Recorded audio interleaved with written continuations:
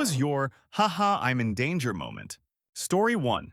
When I was about 14, I chucked a teen angst tantrum and went for an angry walk in the bushland behind my house. Didn't take my phone, didn't tell anyone where I was going, just stormed out. It started raining pretty heavily after about 45 minutes, so I turned back to head home. But a bridge I had crossed had been washed away, and the creek was rising very rapidly. I stupidly skidded down the embankment to see if I could cross, but didn't realize the rain had made it too slippery for me to be able to climb back up. I vividly remember standing on the little patch of rock thinking, haha, I might die. I didn't. I climbed onto a rock ledge, waited out the storm, and managed to make my way back up the embankment and return by a different route. By that point, had been gone for about 4 hours and had escaped death only to be almost killed by my parents. Story 2. I was on a bouncy castle at a college ball and my friend turned the pump off as a prank. My head was sealed in the deflating plastic and I was suffocating, kicking my legs wildly trying to free myself. I had almost passed out when someone noticed and pulled me out. It would have been quite an ignominious end. Story 3. My third year fighting forest fire, I was upgraded to pump truck operator for a mop-up crew. After a section of the fire was deemed extinguished, they send in mop-up to make sure it's actually really out. I drove a giant pickup truck with a huge tank of soapy water and filled up portable water bags for the mop-up fighters. On my way back to base, I had a bit of water left when I saw plumes of white smoke. You're urged to extinguish all smoke because no one wants a dead fire to come back to life. There's a fallen tree next to a bunch of bushes and another half-fallen tree, and the half-fallen tree is spewing hot coals every couple seconds with a loud pop. Each pop of hot coals makes the other products take off. The fire was at risk of starting over again. Right here, LOL. I had nothing but an ant bladder bag. I bounded down to the pump truck, grabbed a hose, ran it up, bounded down, turned the hose on, ran up, and began attacking the situation. As I'm chasing down the heat and fuel source, I realize I'm surrounded by flammable objects. Soon after, I'm surrounded by giant flames. Alone, I was literally screaming and laughing as I hacked and sprayed away at the rising flames. I got it tamed down after soaking and chopping killed the main source. I also sprayed the out of branches so soapy water was dripping everywhere.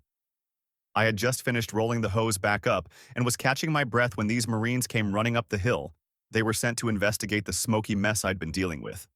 Being high-fived by a Marine is a good feeling. Story 4. Went to a neighbor's house to help him decide on how to rearrange his living room furniture. First thing he did was start playing music on his TV at full volume, then went to his back bedroom and asked me to come look at a chair in there. I dipped. Story 5. Couple of days ago, I was working up a tree, arborist. The tree in question was a black locust that was dying at the top. However, the base looked fine. I set about slowly dismantling the tree, which was an awkward task because I couldn't get as high up onto the tree as I wanted due to the decay, and it was growing over a building, so I couldn't just let bits free fall. After an hour or so of working, I heard a snap about a meter above me while I was about 13 m up into the crown. I looked up to see a long branch above me that was growing into the crown of another tree had snapped. I realized instantly that this meant that the base of the tree I was in had failed and I was going to go down with it if I didn't get out. Before I could even react, the tree was free-falling down towards the outbuilding that I had been working so hard to avoid. Time slowed down, and I could see my colleagues standing in the woodland watching me with pure fear on their faces. After that, it's hard to put my thoughts into words, but I remember looking down at where the tree was going to land and thinking that it's weird, because this second I am completely lucid, but a second from not. I will probably be unconscious, possible never to regain consciousness. Yet I didn't feel any panic, just a knowing that I'm in extreme danger. All I could do was grab the nearest branch and plant me feet on another one and hope to God that I didn't end up under any part of the tree. After what seemed like forever, the tree came down onto the roof of the outbuilding. I had probably traveled 10 meters vertically and about the same laterally. The large limbs of the tree that were previously to my right but were now above me didn't snap and crush me like I was sure they would. I managed to hold onto my branch and stayed roughly in the middle of the tree. I was free from injury other than a twisted ankle and a twinge in my wrist from holding on tight as the tree smashed down. I don't know how I didn't get seriously fucked up by that tree, and I don't know why it failed on me. But I will never forget that knowing that I'm in danger, falling with tons of, and there's nothing I can do about it. Story 6. When I was a teenager, my mother was in the hospital and I overheard my abusive stepfather answering the door at 2 a.m. and talking about getting rid of them tomorrow night and his gun. I was 100% sure he was going to kill my sister and me. Story 7. So I was walking to my school, and there's this little street with 2 lanes that leads onto the highway that you need to pass to get to my school. I usually wait till everyone has passed since no one respects the yield. But that day, the guy in the right lane actually yielded, which was awesome. So I made my way across. Suddenly, as I passed through the right lane and entered the left lane, before my mind could process anything, my body just straight up stopped moving. I was briefly confused before I felt 2 cars barely graze both my front and backside. Apparently, the guy on the right started driving again as soon as I was out of his lane, and at the same time, a guy behind him was being impatient and jumped to the left lane without stopping for me. So they both passed me at the same time, while I survived by being frozen in the minor gap between the two. Honestly, my subconscious is the only reason I'm alive today. Story 8. Drunk in Amsterdam. Wheeling around a guy in a wheelchair we met. We were like 18, the guy in the wheelchair, 30-something. Well, we ended up in a dark alley, and 5 tall, sketchy dudes surrounded us, but I was too drunk and happy to realize it was a threat, and chatted happily with them. They started asking for money, and I was like, ha ha ha, no. All of a sudden, this queen of a woman stepped inside the circle and told the guys, off, they're with me. Had a nice chat with her, then we wheeled the guy in a wheelchair home. The next day, I realized she saved our butts. Story 9. I drove through a notorious neighborhood back in my hometown, and the engine had become entirely cut off. Apparently, my had it on 3rd gear for a couple of hours. I got robbed that night, but thankfully there was no carjacking. Story 10. The moment I arrived for work at a bank, stepped inside and had a stranger say, "Happy April Fools," and put a revolver against my temple. 2 robbers, both with revolvers and rifles, had made their way inside before opening and had bailed up the manager as he arrived, and then the staff as they arrived. They were talking to a 3rd accomplice on walkie-talkies. I was told to lie with my face down on the ground, arms on my back and legs together.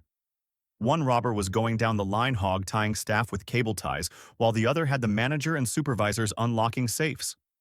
All along, there were threats not to look or move or you would be shot. The robber had just tied my wrists together, with the pistol lying in the ground between my legs, when I heard a commotion. A staff member had managed to exit while they were distracted, and the robbers followed him and left the bank quickly. They got nothing. All in all, I was there with 15 other staff for about 35 minutes. Story 11. I was living with a man I'd known for a month. NYC be like that. And one day I left without saying anything to him. I was at McDonald's and he texted and asked if I was at Papa John's, which was across from McDonald's. Thought, oh, creepy. Then I got home and we had a conversation where he started talking about something I just texted my girlfriend about. And it was a topic we had never discussed before. Red flag. I'm in danger. All the times he seemed to be in the right place at the right time. Had food for me when I hadn't eaten, hit me all at once. Found out dude had spyware on my phone and was watching my every move. Story 12. When I was younger, I walked to 711 with my older cousin who was like 12, I think. And I didn't really get what was going on, but I now realize some guys were following us in a white van, and that's why she wouldn't let me stop walking at all. Also, happy cake day, lol. Story 13. I was on holiday and had left my hotel to walk to Livingstone National Park in Zimbabwe. My friends had visited earlier in the day and wanted to stay by the pool, so I figured I'd walk over by myself, since it wasn't a particularly long trip. The easiest route from my hotel was following a small path between some bushes and trees. I'd been down the path before, but this time there were families of baboons walking down this path and no other person. I cracked on anyway, figuring that as long as I wasn't waving food around or getting too close, I'd be fine. Apparently, I must have done the latter and unintentionally stepped too close to one of their young, because one of the full-grown adult baboons jumped out in front of me and started howling at me, baring its teeth. Because of the noise it was making, it attracted the attention of all the other baboons, and 2 other full-grown adults soon joined the first in howling and showing serious aggression, all of a couple of yards in front of me and to my side. I had no idea if there were more behind me, but my instinct in the situation was to hold up my hands to show empty palms, stand tall, broad, and start stepping backwards and away slowly. Thankfully, it worked, and they eventually turned away and carried on. But for a short while, my mind was having flashes of being torn apart by 3 baboons. I later found out their bites can break human bones, so I'm pretty lucky that my instinct in the situation was the correct one. Story 14. When I was 18 years old, I was living in my first apartment by myself. I had no roommates, and my parents had just moved to States. My downstairs neighbors were a group of 20-somethings who had lots of traffic, constantly people coming and going, parties multiple times per week, rarely saw the same people twice. One day, I noticed a blacked-out van in one of the parking lots. I swear I saw a camera with a long lens through the heavily tinted windows, but I just kind of brushed it off. Maybe it's paranoia. Over the next 3 days, I see more and more surveillance. Vans, sedans, trucks. All of them mirror black and limo tint windows. They would sit there for 8 or so hours at a time and another vehicle would rotate in and relieve the post. Then, quick as they came, they disappeared one day. Now I'm getting concerned. I have no idea what is going on, but someone is definitely watching my apartment building. 2 weeks after I saw the last surveillance vehicle, I go out on my balcony for a smoke. That's when I see the cops.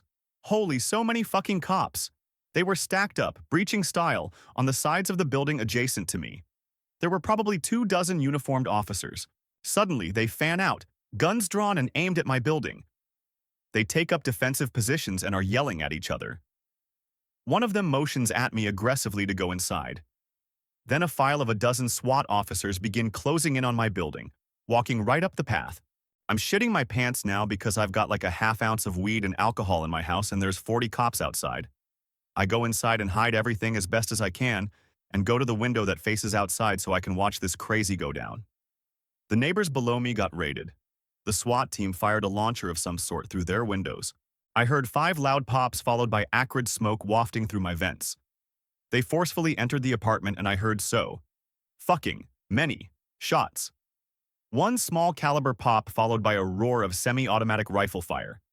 Must have been 100 rounds. I threw myself on the floor of my apartment as I listened to the supersonic crack of rounds missing. It seemed to never stop. I guess the neighbors were major players in the drug game and one of them pulled a gun during the raid, so the SWAT team killed all 3 of them. The apartment building was condemned and I had to move back in with my parents. After the fact, I realized how lucky I was to not get shot on my balcony or struck by a stray round in my home. Sometimes I have flashbacks and nightmares to that moment.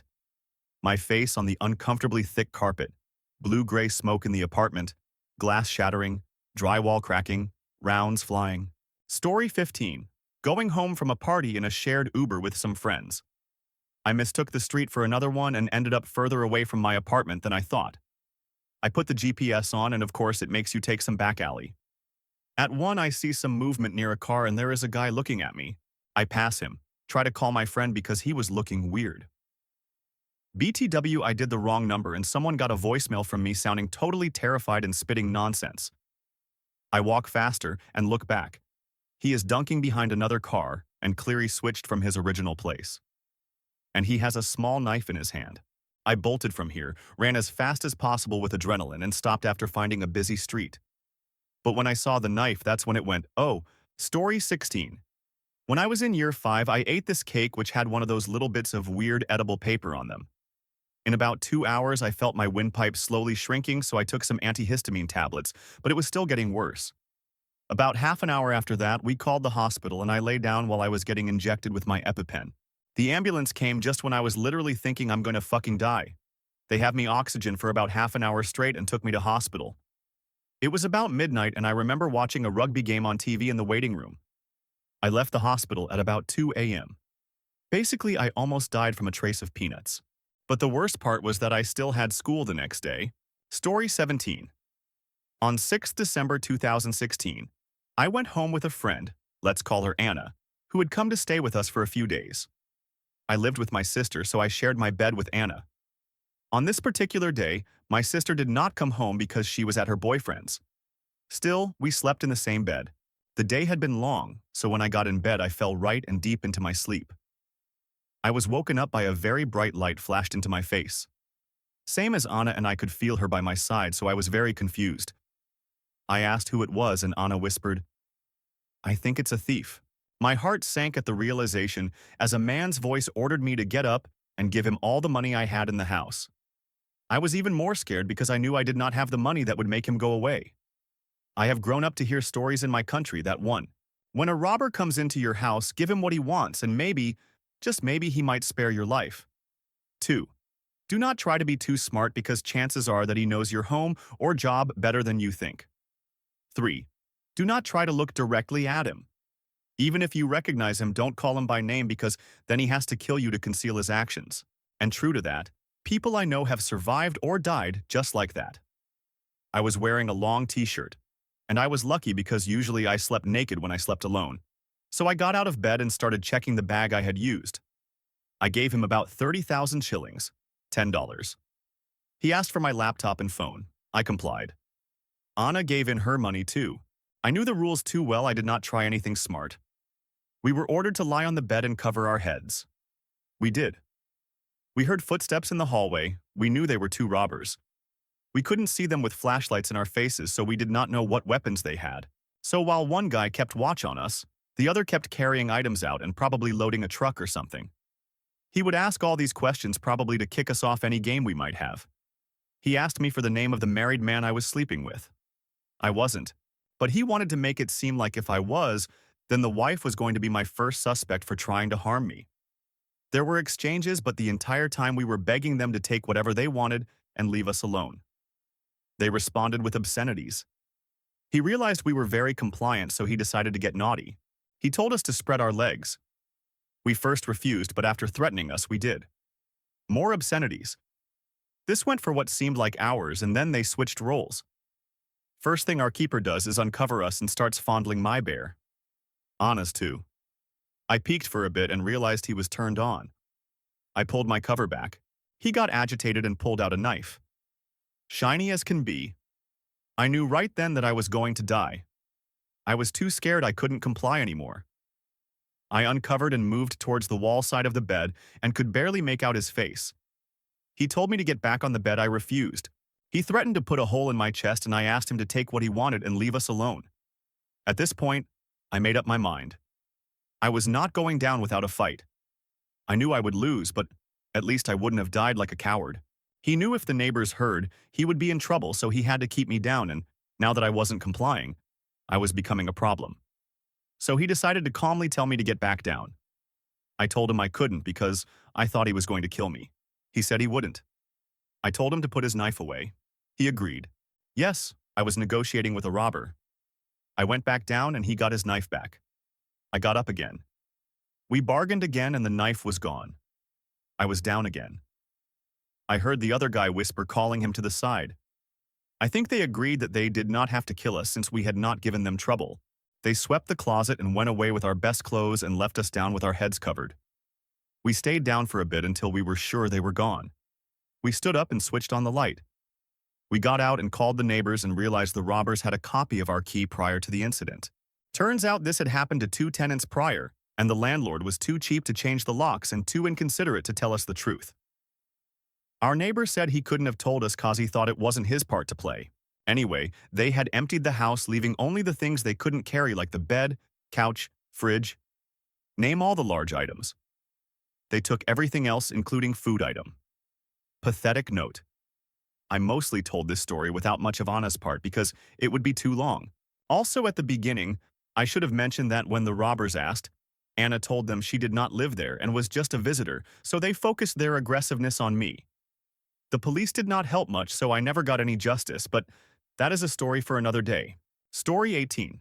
Summer before my senior year in high school. My friends and I would float down the river on inner tubes. The first float that summer, we ran over a downed tree across the channel, with about 6 inches of water running over the trunk. 3 people in front of me skidded over the top. I was sitting on a semi-truck tube, and it flipped out from under me. The current dragged me down and I doubled over a branch. Full force of the current held me there, and the impact forced me to exhale. There was no way to struggle back to the surface against the water. I worked my way over the branch and dove for the bottom.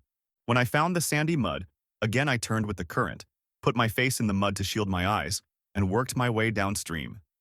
I could feel the branches digging into my back while I wondered if I'd get stuck again. I was curious, not really scared yet.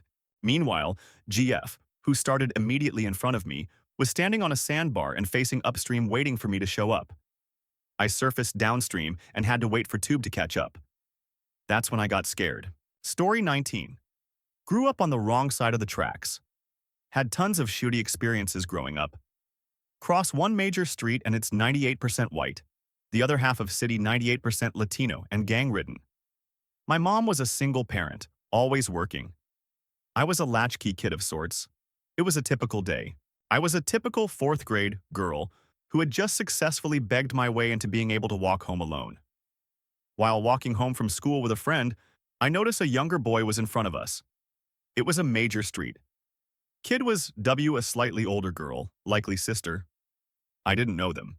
He begins teasing us, cursing at us. We smack talk back to him. We are all laughing. He swings his jacket as if to hit us. Typical small kid stuff. Jacket falls on ground. We grab it, fling it in the air. It goes over someone's fence. Kid begins crying. It was an accident. We keep it moving. Older sister blurts out that their family is in a gang and will get us. They make it home first. My house is one of the furthest in the school boundaries. Lo and behold, a small beat-up car with two adults comes rolling up, a female driver and male sitting passenger.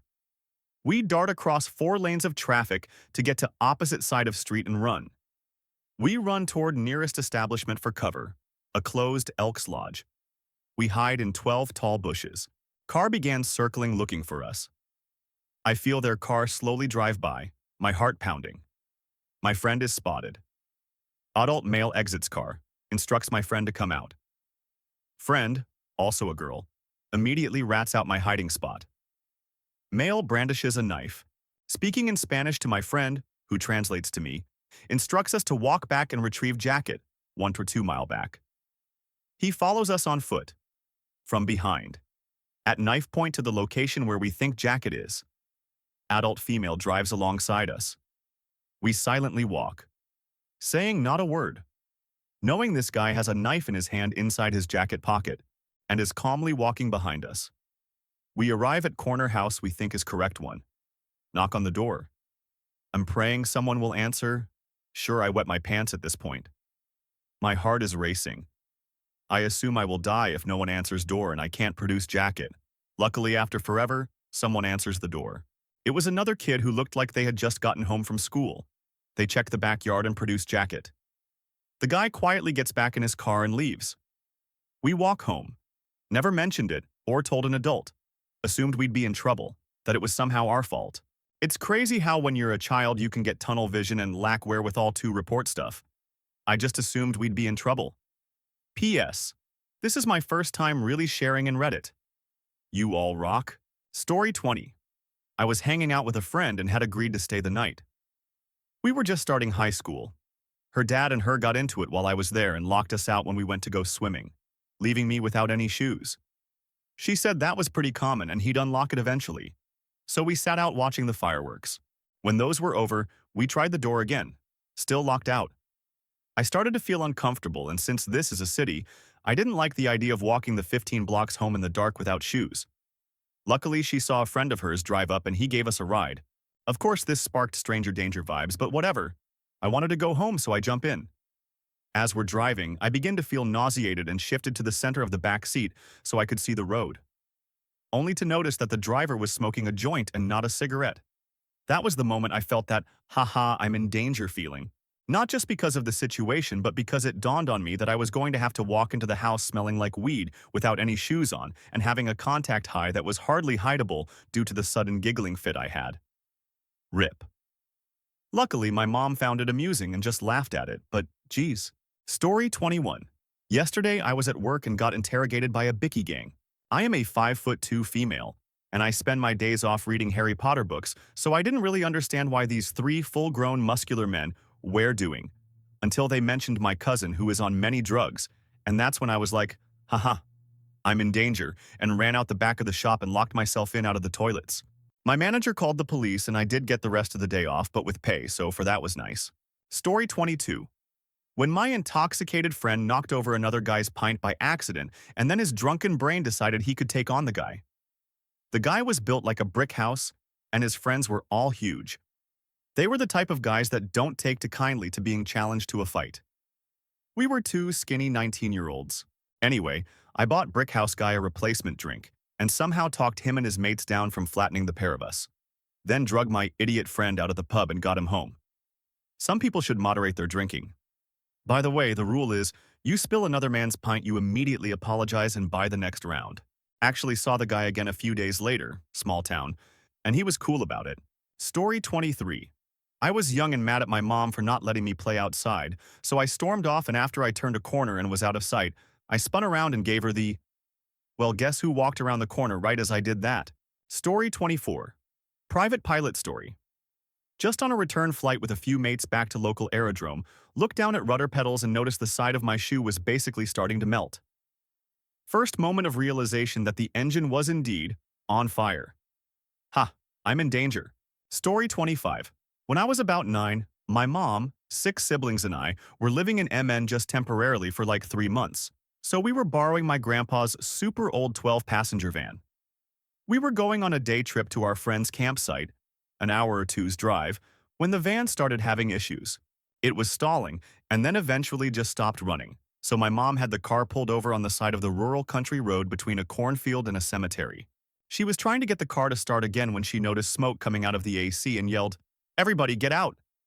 My sisters and I grabbed the babies out of their car seats and ran. By the time we'd gotten 100 yards from the van, it was completely engulfed in flames. Me and my sisters were just standing in the cemetery watching the metal burn and listening to the tires explode as my mom called 911. We were worried the flames would spread from the car to the cornfield and the whole area would go up in flames. But luckily the firefighters got there before that could happen. After they put the fire out, you could hardly even tell that it had once been a vehicle, it was so mangled. I don't even remember being that scared, just having the instinct to protect my little siblings, who did not even realize they were in danger. In fact, my 2-year-old sister's biggest concern was that we didn't save her princess coloring book. TLDR, car burned up, hung out in a cemetery, saved ungrateful baby. Story 26. This was many years ago, but is one of my favorite stories of how I started a friendship. I was in a Christian summer camp one year, and we were staying in a college dorm, because the college had a lot of ties with the church. A bunch of churches in the surrounding area come in and have their kids stay there for a week and learn about religion, etc. Now I was what you'd call a different type of kid. I didn't care about who you were or what you've done. I was just a kid who people realized was a stoner that liked metal music and anime, and for some reason people really liked my calm energy. So I was in my dorm room chilling, drinking some Arnold Palmer from one of the vending machines when I hear this commotion outside my door. Now I didn't have a roommate because he had to go home early because the guy got dehydrated and needed to be hospitalized, so the room was all to myself. So I'm thinking, I wonder what that is. I look through the peephole, nothing. So I decided to look at the door and scan the hallway, where I noticed a couple of teens that were younger than me beating on some unseen person in the hallway. I didn't even think, I just sprinted into action, charging at them and tackling them, giving the guy enough time to run to his room and escape this. There bamboozled someone would actually step up that they scattered. I had some size on them and got them by surprise. I saw which room the guy who was getting beat on ran into, so I decided to be nice. I went back to my dorm, grabbed a few of my Arnold Palmers I'd been storing, and went over to his room and knocked on the door. Here's me. I'm in danger moment. He opens the door and has a Mountain Dew can that he has torn up and made into 2 sharp shivs and looks like he's ready to fucking stab me until he sees me and realizes I'm not one of his attackers. For some reason, I kept a complete poker face and just went, "Hey, saw you were getting beat on. Figured I'd swing by and offer you some tea."